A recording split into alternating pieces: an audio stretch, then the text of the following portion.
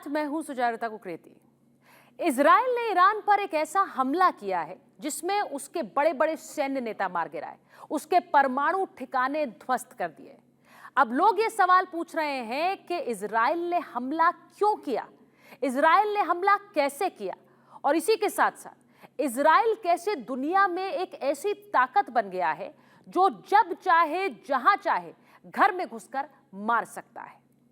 सबसे पहले इजराइल ने यह हमला क्यों किया?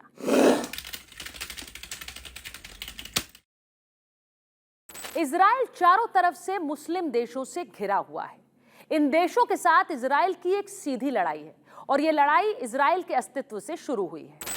ईरान इजराइल के दुश्मनों का साथ देता रहा है, हूती और हमास जैसे आतंकी संगठनों की मदद करता रहा है, मुस्लिम ब्रदरहुड के नाम पर उन्हें हथियार देता रहा है। जब से इजराइल ने अपना देश बनाया तब से आसपास के मुस्लिम देश उसे मान्यता नहीं देते आए। काफी समय से अब ईरान परमाणु बम बनाने की कोशिश कर रहा है।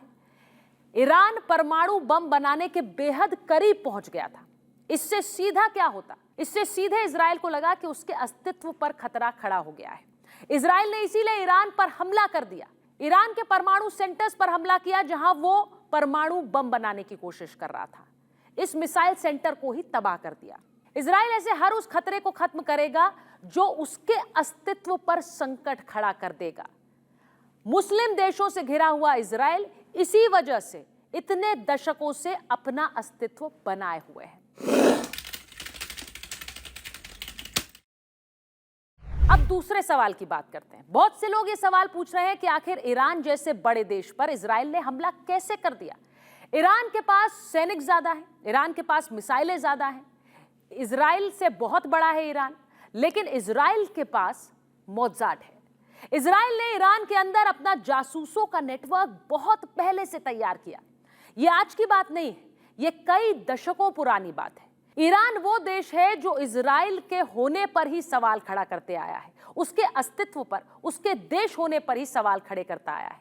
ऐसे में इजराइल ने अपने जासूसों को आज से नहीं बल्कि कई दशकों पहले से ईरान में प्लांट करना शुरू किया।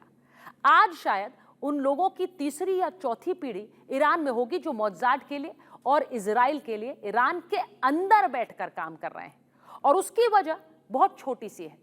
यहूदियों के एक देश को ईरान या फिर कई और मुसलमान देशों ने कभी भी मान्यता नहीं दी। इसीलिए ईरान हमेशा अपने चारों तरफ के देशों से लड़ते हुए ही आगे बढ़ा है। वो उस बच्चे की तरह है जिसने शुरुआत से ही ट्रेनिंग शुरू कर दी और बड़े होते होते वो एक ऐसा योद्धा बन गया है कि उसे मार देना मुश्किल हो रहा है, उसे रास्ते से हटा देना मुश्किल हो रहा है। और उसकी सबसे बड़ी रीढ़ की हड्डी मोज़ाद है, वो जासूसी एजेंसी जो दुनिया भर में फैली हुई है और खासकर उन देशों में जो इजराइल को अपना दुश्मन मानते हैं। अब हम आते हैं सबसे बड़े सवाल पर, इजराइल और ईरान के इस युद्ध का हश्र आगे क्या हो सकता है। नेतन्याहू ने कह दिया है कि वो इजराइल में ईरान के नंबर 1 टारगेट हैं, उनको मारने का, ट्रंप को मारने का प्लान ईरान बना रहा है। वहीं दूसरी तरफ ईरान के सुप्रीम लीडर खमनेई कह रहे हैं कि उनको मारने का प्लान इजराइल ने तैयार किया है।